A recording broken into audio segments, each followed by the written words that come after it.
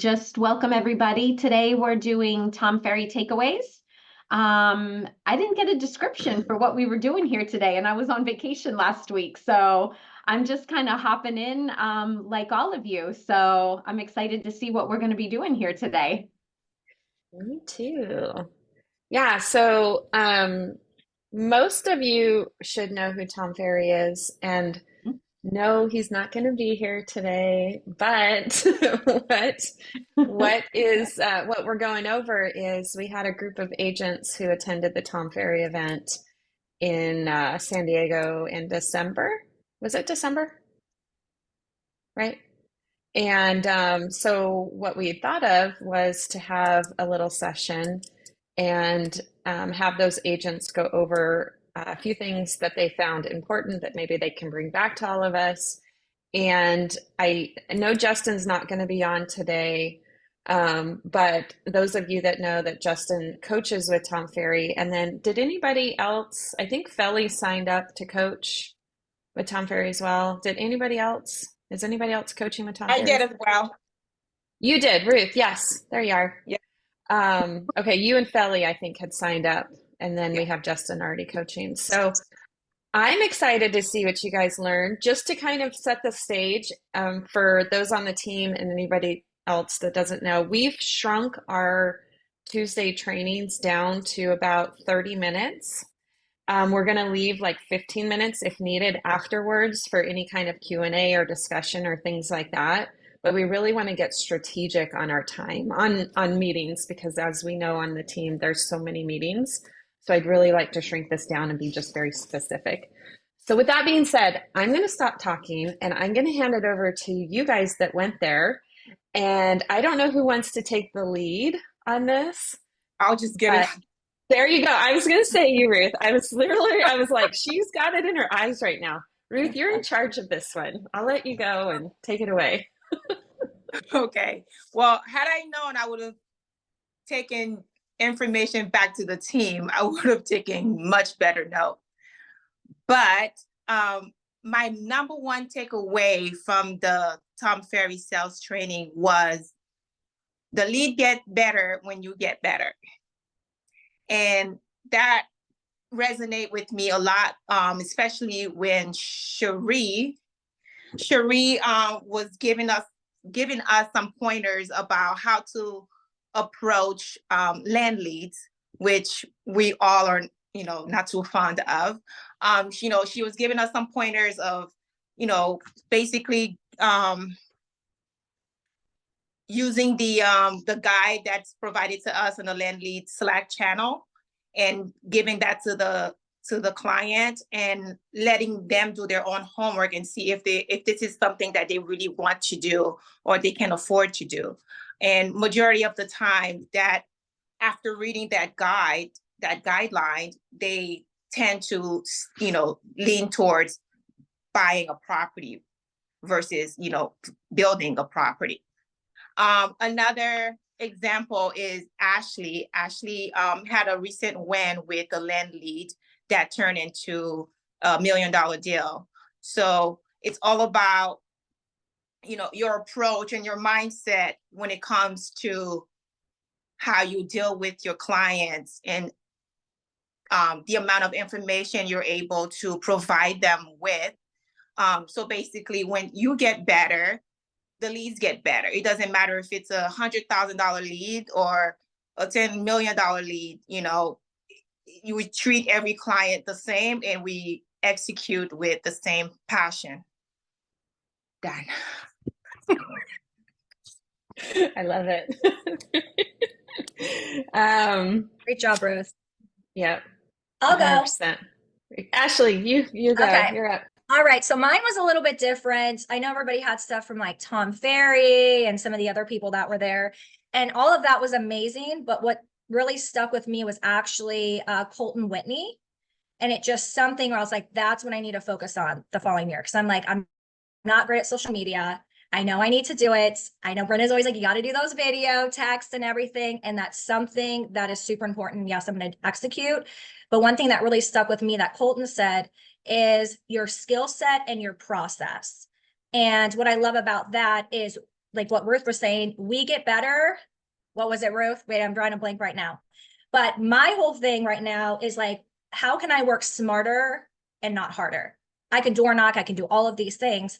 But if I'm actually exhausted at the end of the day, I'm working, what, 80, 90, 100 hours, that isn't going to really get me to where I want. So what can I do to work smarter, not harder? And that's going to start with my skill set. So for 2024, what can I do to get better at, when it comes to objections, when it comes to tracking with my KPIs? I don't want to go and put 8 offers in for one closing. I want to be able to have maybe 1.3 to 1 closing. So what I'm going to be focusing on is starting with my skill set, get better scripting, and then be consistent every single client, every single time, and how I'm going to execute that. And it's going to be tracked. So then I know, oh, this isn't working. Okay. So then go back to the drawing board when it comes to specifically that. But it has proven that you don't need to reinvent the wheel, that if you stick to what works and people that are doing where you want to be, just execute that and do the same thing in that formula over and over and over again and get better at it, and you will get better. So that's what I'm focusing on. And then my process, let's see.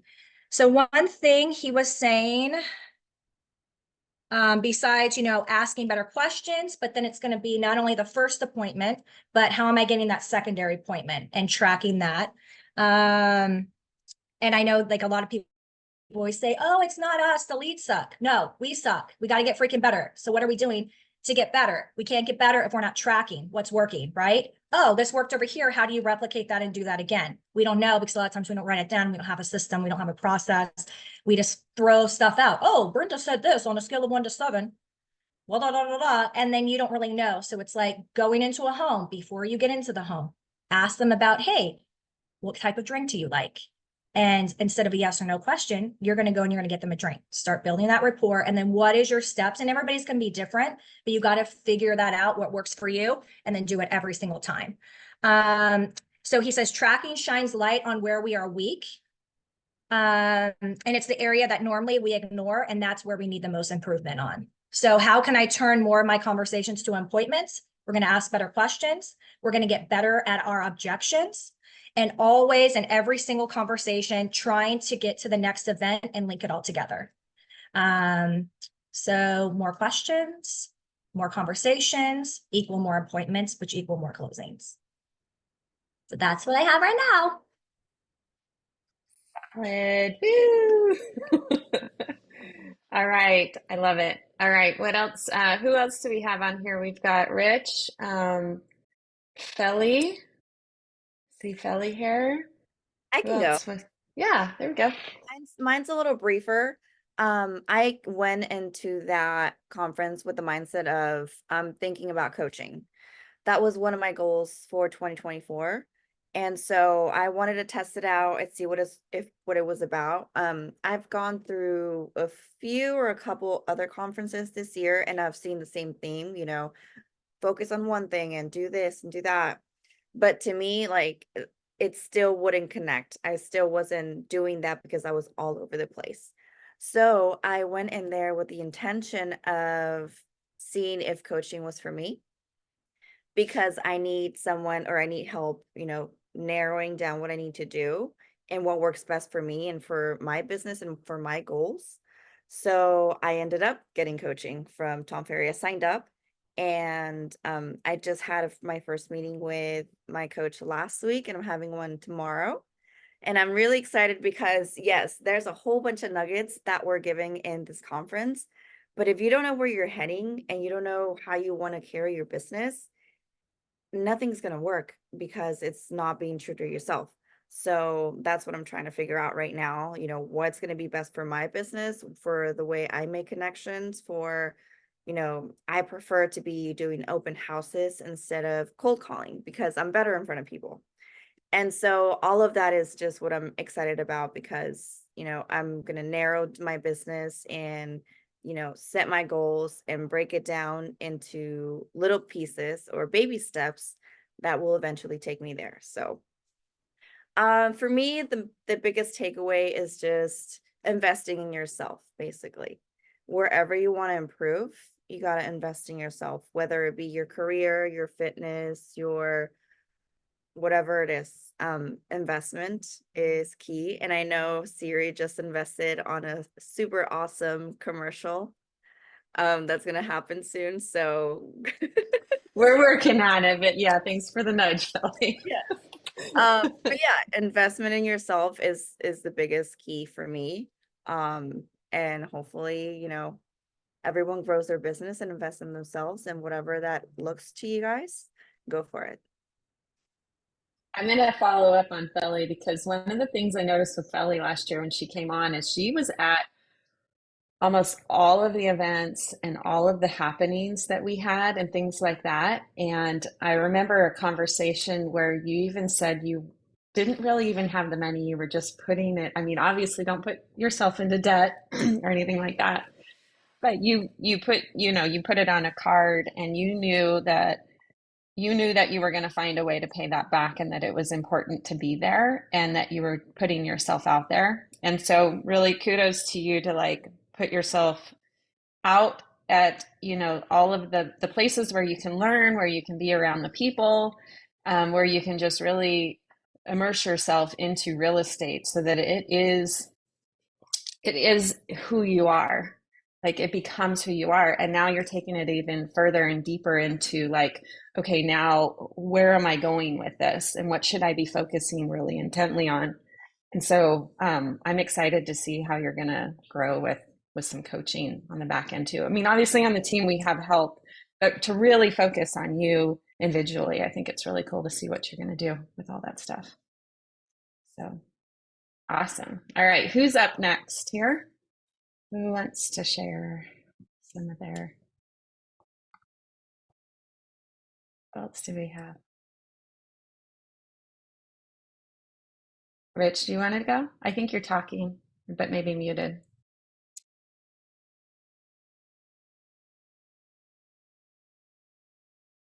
Is it not unmuting?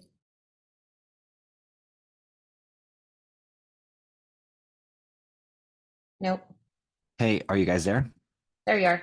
Yep. Okay, yeah, somebody tried calling me and it booted me all off, and so Oh. sorry about that. All right, well, cool. Let me get back so I can see everyone's faces here. Cool. Yeah, Tom Ferry, you know, this was my first experience with the coaching. I didn't know really what to expect. I had really went more into this, probably looking more for the social media content. I wanted to get a little bit more in depth on learning that. At the same time, I realized that all these coaches, they had kind of spread out their wings and they gave us a little bit of everything. There was quite a few that had went into the content on social media platforms. I took a ton of notes on that stuff. I wasn't personally going to speak on that today because I thought Justin, our fearless leader, was going to be on this. And I had figured that he and Shireen were going to be the ones that were really going to nail that one down because they have been with Tom Ferry's coaching for quite some time. So I had thought about getting more into and talking about the buyer side of things and or open houses, which I didn't really think that I was going to get that out of these guys. But knowing that these two guys, Shireen and Justin, aren't on here, I thought, hey, you know what? I might as well just give you guys a little bit of the insight as to what I wrote down when I was listening to some of the content stuff here. And so one of the big things is when you're making content, you really need to make sure that you're focusing on the clients. And the biggest thing is what stops us from making content? The biggest thing is you. We stop ourselves. We trick ourselves into thinking that we don't want to do it or we can't do it, but we can do it. And really nobody does it better than you, and that's what we have to adapt. That's one of the big takeaways that I realized is that we've got to just do it. When you wake in the morning and you look in the mirror and you're brushing your teeth, you feel confidence. So you need to hold that same confidence when you're in front of a camera, when you're talking with people, when you're at the grocery store, when you're at church, when you're at a ball game, when you're out talking with people. That confidence you hold, that's the confidence that we need to take when we're doing our social media. posts, when we're doing our social media, videos, whatever it is, that's what we need to really put into this. And we need to make sure that we set aside certain time frames that we do all this. You see all these people like Katie Day and Tim Macy and all these folks that put all these videos out, and you're like, how do they do that? Well, they do it all in one day. And what they do is they set aside their day with their videographer, or they do it themselves, and they sit down and they have about 60 different topics of what they want to do. And then they just start spinning it out. They let the camera roll and they just start spinning it out. And then what you're going to wind up doing is going back and you're going to start editing and start putting stuff together for yourself. And then you'll have it all right then and there. And one day you'll have it all finished.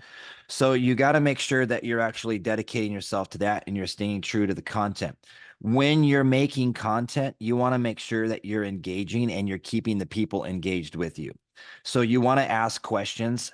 And you want to, instead of saying I like to do blah, blah, blah, put it at them. Say, well, what do you like to do? Ask them. So then they want to comment, and then try to get them to say, hey guys, let's comment down below. Anytime anybody ever comments on your social media platform, it's very important for you to comment back, like it, and say something. Ask them a question. The reason you need to ask them a question is because you need engagement. Once you start to get that engagement with them on your social media platforms, it starts to trigger the algorithm, and it sends the algorithm out to other people that you don't know. And then they start seeing you on their feeds. And then that starts to get this cycle rolling. And that's how people start to get multiple views, how you start to then trigger and get more, where you see these folks that go viral. And so really you've got to play the system, and you want to make sure that when you're doing your post down below, that the post has something very intelligent to where people actually, when they read it, they want to comment on that as well.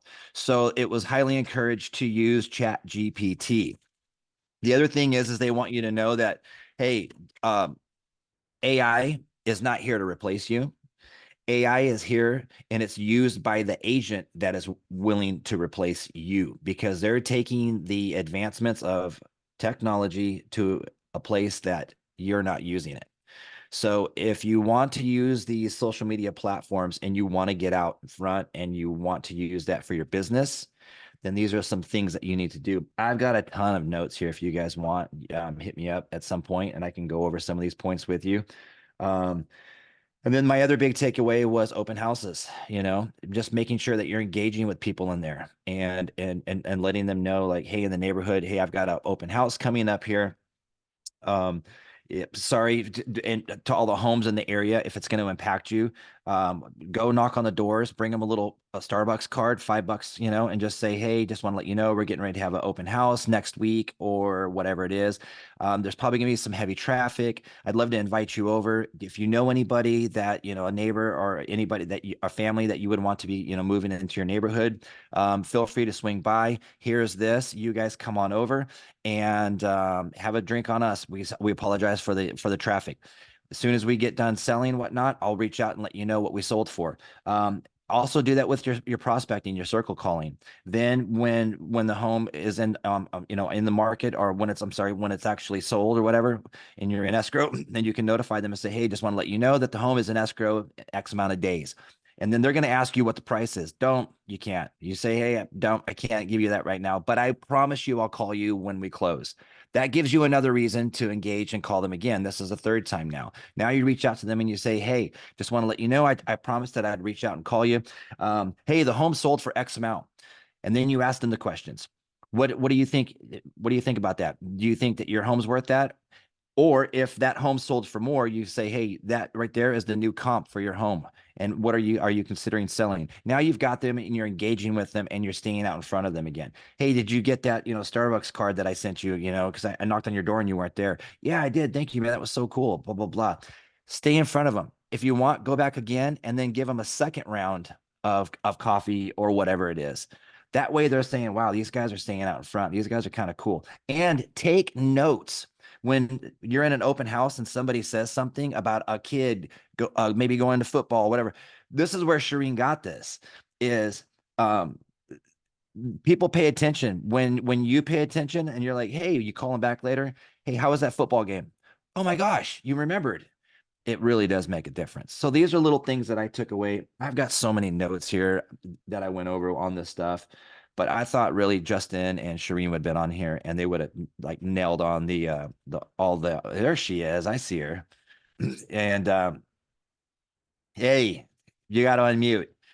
So I got the privilege of sitting next to her and we got to do some role playing back and forth. And it was so cool. Like we literally were feeding off of each other and it was just so cool to be able to do that. A lot of us, we're told, to do scripting and role playing and it's just like, but it was such a breath of fresh air because we literally were just like, we were pushing each other to the limit because we were told to challenge each other. Like, nope, don't give in. And it's a lot of fun when you do that. But anyways, that's my take. I'll unmute myself since you called on me. I was here the whole time. I don't know if you saw me on here. Anyways, and I was kind of waiting for everyone to go. I figured I wanted to see what everyone was going to share before I jumped on. But yeah, so my biggest takeaway from I have a lot of things, right? I took some notes. I didn't take a ton of notes. There was a lot of review for me because as a lot of people know, I like social media. I've been doing this for a while. The open house thing, there's a lot that I do on there. I'm not in the Tom Ferry coaching. I've actually never had a coach. I thought about it before. I wanted to do it, but I just didn't have the cojones to invest in my business like Miss Felly is. So fuck yeah to you. That's amazing. So maybe I'll get to that point where I'm like, I'm ready to do this. But the biggest thing I tell people, especially if you're ever on the fence about going to conferences and putting that little investment forward. Sorry, I think I'm in my car. I thought somebody just knocked on the back of my car. It wasn't, it was you. Yes. Anyways, the first time I ever went to a conference was last year. When I was with EXP, I went to EXP Con. And I put the whole trip on a credit card I couldn't afford. And I said, you know what, I'm going to do this because I don't know what else to do. And I went to the conference and it was the most transformative 4 days of my life. I felt like, well, that's kind of drama, but for my career, because I was in the room with other people doing what I wanted to do. Right. So we could sit here and listen to real estate coaches saying this. We can sit here and listen to the talking heads on YouTube saying that. But listening to some of these guys on YouTube, I don't know if any of you guys do this and watch these guys. Sometimes I have to turn them off because I'm thinking to myself, the fuck do you know? Like, you just are this talking person. I don't really know who you are or what you actually did. And have you actually put all these things that you're saying into practice and actually, because I'm kind of skeptical, but being able to be in the room with live human bodies and flesh and blood and actually go up to people and talk to them and ask them questions, I think it's super beneficial because it's like the proof behind it. So, and that's one thing I tend to do at conferences. I see somebody that maybe I've met before, I know, or I admire or whatever, and I'll just like walk up to them to make that connection. So I feel like if you're ever on the fence about going to these conferences, it's really, really beneficial. You don't have to do everything they say because there's a lot.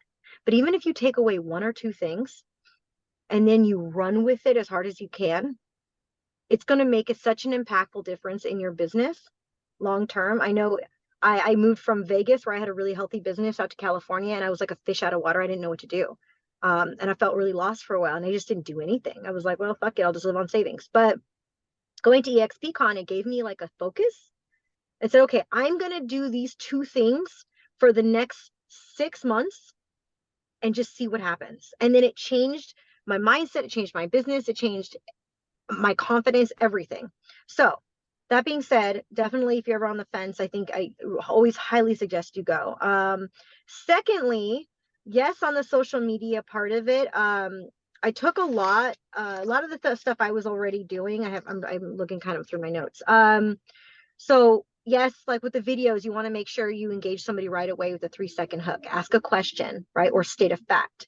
So we tend to get on video and I tend to ramble. So it's really, really smart to say, did you know the average age of a first-time buyer is 33 years old? And then go into the rest of it because you're automatically hooking them, right? And wanting them to find out more.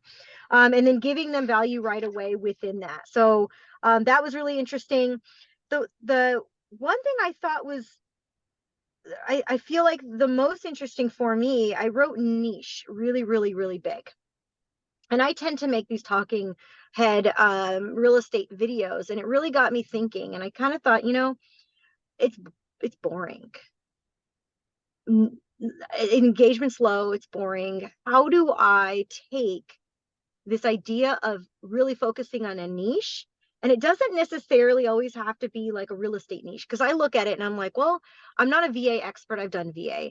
I've done a lot of first time home buyers, but I don't want to do those first time home buyers because their budgets are low. I haven't gotten quite into luxury yet. I'm not quite there, so it's like, where do I niche down? And I took away from me was your niche doesn't always have to be something 100% real estate related when it comes to social media. There is a few different people that I follow on Instagram that they make very few real estate videos, like talking head videos or real estate content videos, but they've got like 35 to 40,000 followers, and they get most of their business from Instagram. And then you wonder, like, how do they do it? And the reason is well, I follow them. All these other people follow them. My clients follow them, and they're real estate agents in Illinois and in Tennessee. And it realizes they're actually providing different type of value. So when they sprinkle in their real estate talking head stuff, they get more engagement, right? So for instance, one of these ladies that does it, thought that was really interesting. She does videos on how to make your house look really pretty. And then she might sprinkle in, right, little sprinkles saying, oh, when we're getting ready to list this property, I wanted to show you how we did this couch or whatever, right? And then she makes little recipes, how to make your house smell good when you're getting ready for showings. So it's kind of like sprinkling in, yes, I do real estate, but it's bringing value other than like, these are what the interest rates are and you should buy now. It's like, do you want to be the sham wow guy, or do we want to be like Martha Stewart, who is going to make everything pretty? And you're like, the first thing you're going to think of, well, I want to buy a house. I'm going to use that person because I like her and I'm connecting with her. So that was like the main takeaway I got from it. And I've realized that I'm going to start, the last 3 weeks I've been with my kids, but now I'm going to start kind of shifting what I'm doing on social media. And I've done it a little bit. I don't know if people have noticed, but shifting what I'm doing on social media from talking heads about real estate to more of lifestyle a little bit for me. So if anybody's really creative on the team, beautiful at decorating or really good at like certain things, that would be something I would suggest like leaning into, or even have like a really good hobby, Michael Marlowe. Yes, I'm calling on you. So anyways, that was, I have a bunch of stuff. The other thing I was really interesting was, in order to grow your Instagram account, you need to be posting 2 times a day. I always said you should be posting a couple times, like, at least once a day or at least 4 days a week. But the fact that, when they were looking at the numbers, it's really 2 times a day you need to be posting to really make, and it seems really overwhelming. So I'm like, shit, I need to start batching some stuff. And I could do. When you say post, do you mean, can you define post? Like there's story. Posting on your, not stories, because stories. So when it comes to Instagram, you got to think of it as like Instagram, your feed, right? So when you go into your actual feed, it's kind of like the front of the house, right? It's like you're in a neighborhood and you're driving past all these houses, and it's kind of like your curb appeal, right? So people might stumble upon your feed and they see all the stuff on there. And then, of course, then you have the stories, and stories is kind of like you open the door, you will come on in, and they get to see the behind the scenes things.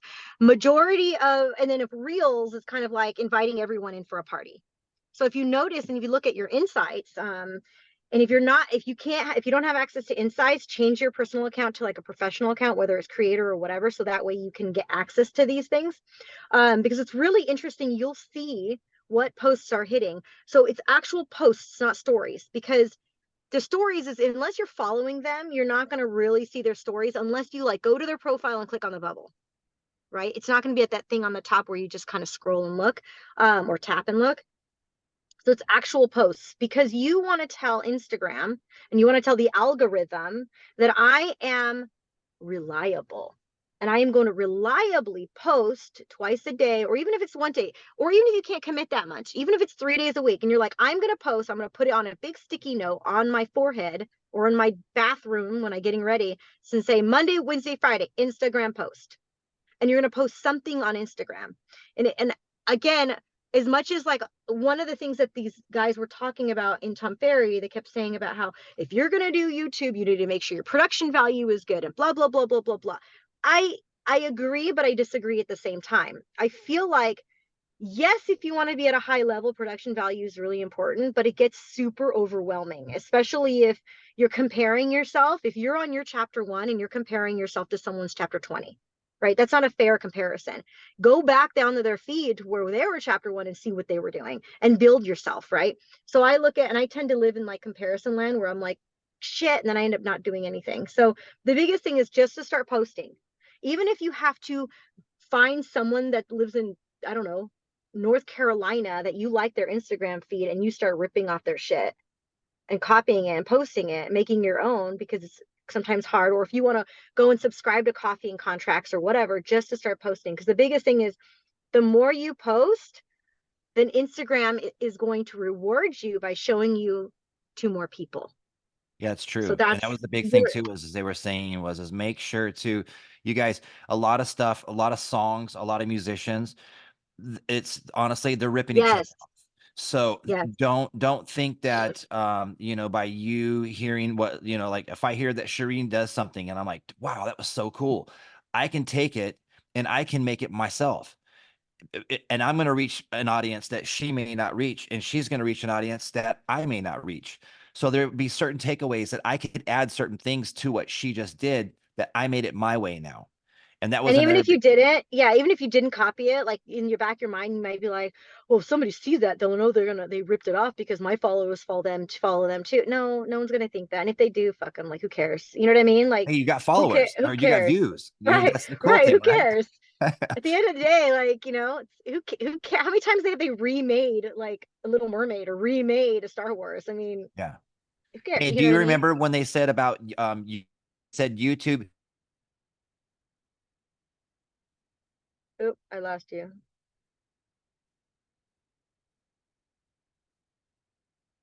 Does everybody else not hear Rich, or is it just me? Yeah, I think Rich is frozen. He's Uh, frozen.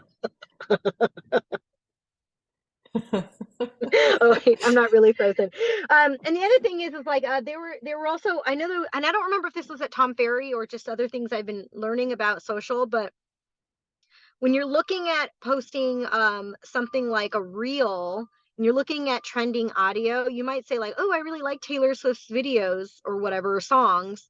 But if the people that are like the trending for Taylor Swift are have nothing to do with real estate or home or anything, then it doesn't make the sense to use that reel. You know what I mean? You want a reel where people you know, the trends are, and you could do a quick Google search.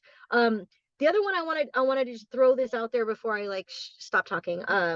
If you, and this, I don't think they talked about this in Tom Ferry, but this is just something I learned several years ago. Keywords everywhere. Go onto Google, you want to use the Chrome browser, and you want to go onto keywords everywhere, and you want to download the they call it extension. Yes, they call it extension to the browser. And what keywords everywhere is, if you sign up for it, I think they, for like $10 they give you 100,000 credits. Now I signed up for it 3 or 4 years ago, and I still have like 80,000 credits. So what it is if you go into keywords everywhere, and it's turned on, this little toggle button. So whenever I'm searching normal stuff, I toggle it off every day, but I'm going to work, I make sure to toggle it on when I'm searching YouTube stuff. So I might go on and I might say video ideas, real estate Temecula. So I might type in those 3 words. And then there, all of a sudden you're going to see it populate on the side, and it's going to show you how those 3 words together are trending. And it's going to show you how many people have posted with those keywords, how often per month you see those keywords posted, and then you can kind of tweak it, and then it'll give you other examples. So imagine you type in Temecula real estate, and all of a sudden it's showing that it's getting 75 hits a month for searches, and the saturation of people that are making videos with those keywords is very low, right? So it really gives you really nice like insights into like how to craft the titles or how to get video ideas of stuff to make, because you can make videos all day, but if no one's searching that, and then nobody cares, right? So the biggest thing is looking at how many people, so because you don't want to do a real estate video where it's super saturated with agents already making content about that, because you're not going to get lost in the shuffle. So you want to be able to look at it and say, what are people not posting a ton about, but a lot of people are searching it, right? So if you can get 100 hits a month of people searching, it doesn't sound like a lot, but in Temecula, I mean, real estate Temecula, rental home, whatever you want to put, or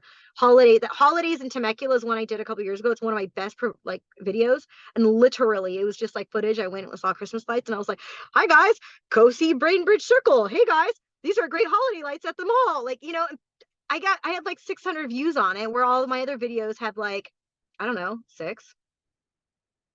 So, and it reminds people, whether they like me or not, they still seeing my little face, and maybe they might go onto my Instagram, maybe, so that's what I have there. I could go on about this forever, but I really mainly went to Tom Ferry for the social media stuff. And shout out to Rich. I'm telling you, I challenged him and he fucking killed it in the role playing. So it was such a like pleasure to like hang out with you a little bit and get to know you. So kudos. Fun. I think we got everybody that attended. Did we miss anybody that's on here? Yeah, we missed Justin. We missed Justin. I know. I wanted to just ask, do you guys think it would be worth it? And how much did you guys pay? Do you think it would be worth I mean, just transparently, right? Like, we can stop the recording if we want, but do you think it would be worth it?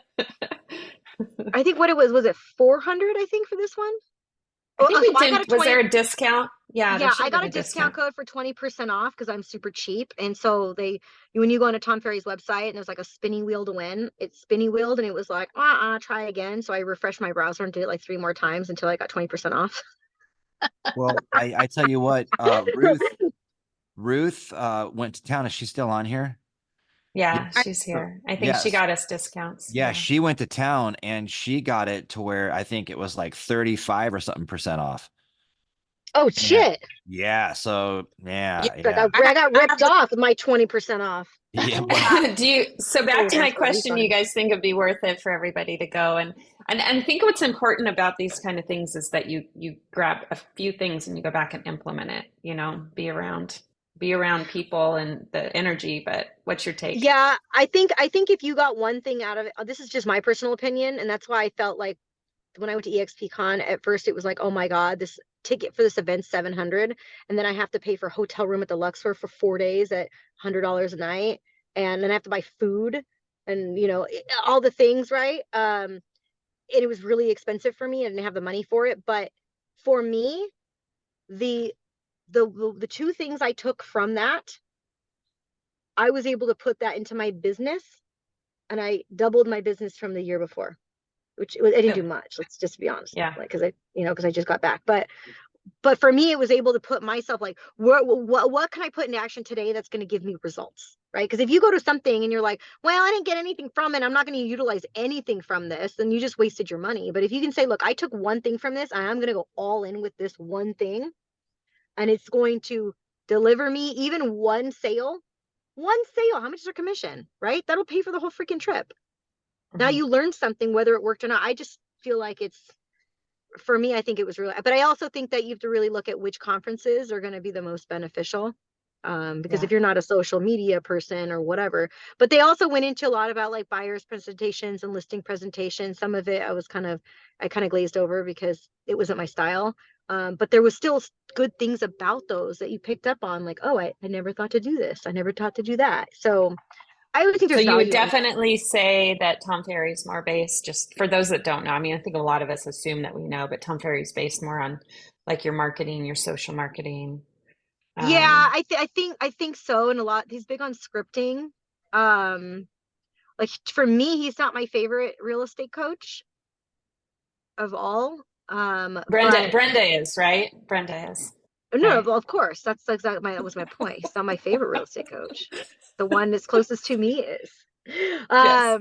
No, but he's not my favorite, but I think there's a lot of value in what he does, and he has a proven track record of being able to do something. So you definitely can get something out of it. But I think the best conference that you can go to is the one where you're going to get the most value and be able to take even one thing out of it and run with it. So I have a question for you guys, and then we'll just open if anybody has any questions, and then we'll wrap this up in a few minutes just to keep our time on track. Can you guys drop in the chat how many conferences you guys are planning as you're doing your business planning that you're planning on going to this year? And if it's a goose egg, put that on there. But transparently, you guys can drop in the chat how many you're doing this year, committing to. 1, 2, 3 so far. 3, 1, 3. I actually, on my business plan, make sure you guys get that turned in. I was talking to Brenda this morning. It looks like we have, yeah, keep dropping in there and you guys look what everybody's doing. And help each other, hold each other accountable to these things. Maybe say, hey, do you want to come with me or whatever it is? Yes, definitely go to Rise this year, you guys, wherever that may be. Make sure you guys, if you haven't started on your business plans, because I got mine in because I am in production again, and it took me a while, and it took me a lot of like starts and stops, but I actually put on there, and Brenda knows this because I sent to her that I was planning on this year going to a couple conferences, and I put that on my business plan. So make sure you guys put that into what your year looks like, and then follow through with what you're holding yourself accountable to. And again, grab anybody on the team, see if they want to go with you, make it fun. And then like, we've been saying here is like, just even one thing that you bring back and then you go deep and you implement it. It's well worth your money. Is there any question? Are there any questions? Anything that you guys? I just wanted to add on to that, Sarah, Felly used the word investment, right? Investing into yourself. That's what a conference is. It's not an expense. It is a business expense. Talk to your CPA because it can potentially help you on your write-offs, business write-offs. You guys don't have very many, so it honestly can help you. But check with your CPA.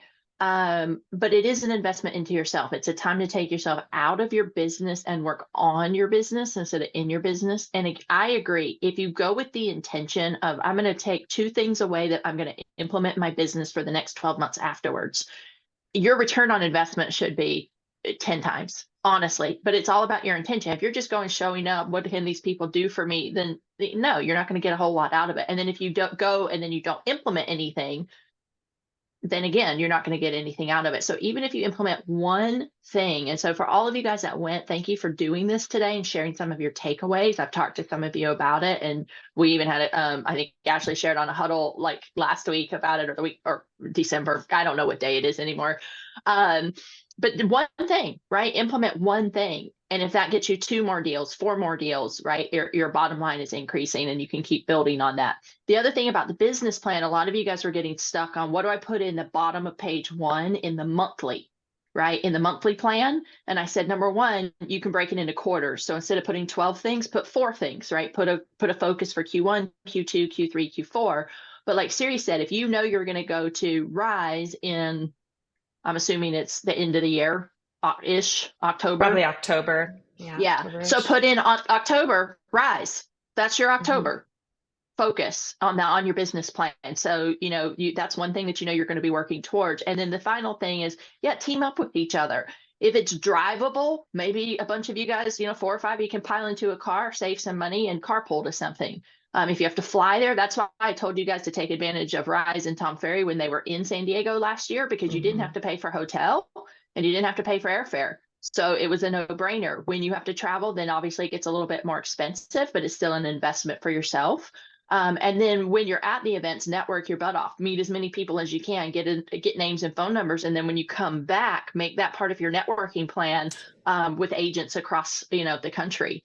And so there's so much value to be had. And so just 1 a year, if that's your minimum, like 1 a year is great. If you can build into 2 or 3, that's awesome too.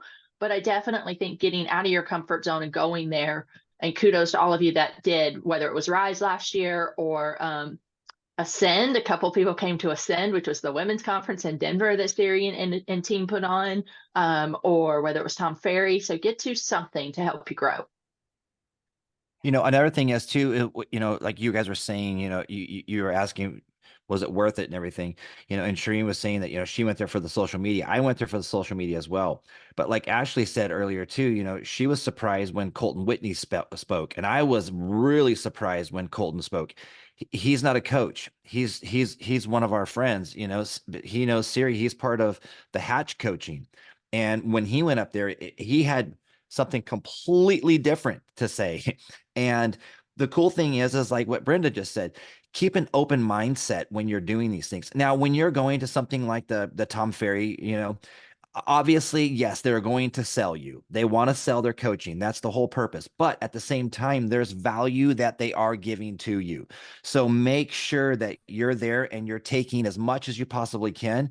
And if anything, like Brenda said, try to grab at least 2 things, hang on to those 2 things. In the process of it, going through my notes, I realized I wrote down a lot more than just 2 things. I've got a ton of things in here.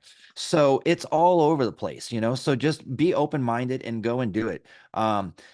It's totally worth it. You're going to have a good time. Free lunch. Yeah. Free lunch. No, you paid for it. Okay. Well, speaking of free lunch, I let's just start like micro. Let's have everybody come to the office on Thursday for our mega like kickoff for 2024. Yes. And you will get free lunch. So let's see everybody in there and let's kick off the year together, because just as important as learning also is the community of all of us together and getting that energy going. Because I know some of us have been hibernating a little bit. We're like that bear crawling out right now, right? Like we're coming out and we're ready to go and we're going to kill it together, but get around all of our people and our energy. So with that, let's get this wrapped up. I really want to try to keep these meetings as short as possible, 30 to 45 minutes. Tuesday trainings are going to be. We will see all of you guys on Thursday. Thank you, everybody, for coming on and sharing what you guys learned. And it's awesome to see everybody giving back to everybody else on the team. And with that, have an awesome day, everybody. Thank you.